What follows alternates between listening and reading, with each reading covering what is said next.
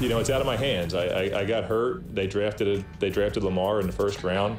At some point, either something was going to happen between the two of us. This is my situation right now, and I'm going to do my best to handle it the right way. It's our team. All of us together. It's our team. I don't go out there and block. I don't go out there and catch the ball. I don't make tackles. I just do my part. It's all our team. That was a great answer from Lamar Jackson. He was asked, is it your team now? He said, it's our team. I love that. And yes, great. Joe Flacco just looks sad.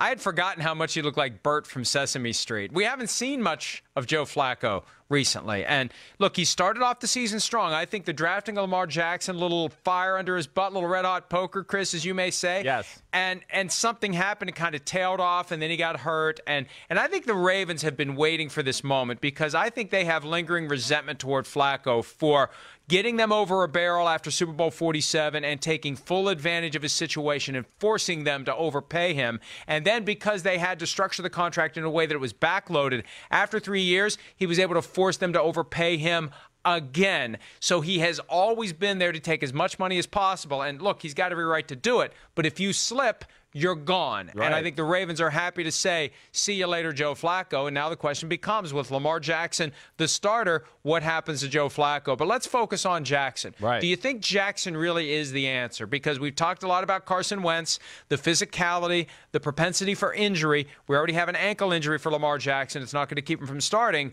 But are you comfortable handing your offense to a guy who is on pace? If he was the quarterback for the full season, he'd have over 1,300 rushing yards. Yeah. Are you comfortable with that kind of physical risk? I am, yes. I mean, hey, you know what you're drafting him for. So I'm sick of hearing teams going, we drafted this guy because he's a great athlete, and then they never actually run him or do anything to show that he's a great athlete.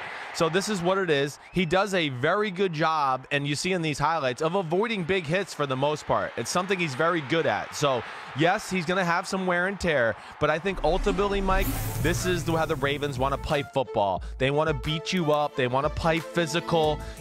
Their drop-back passing game, we're not going to sit here and be scared of that with Joe Flacco and the weapons they have. They're good, but they're nothing crazy there.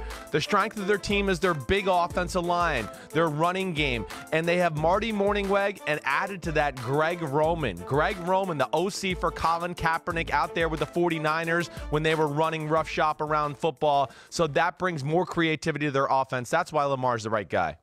Rough shop? I don't know. Rough shop? Yeah. Is that right? Rough shop? Hi, I'm Mike Tirico, and thanks for watching. Make sure to hit subscribe for the latest news and highlights from NBC Sports.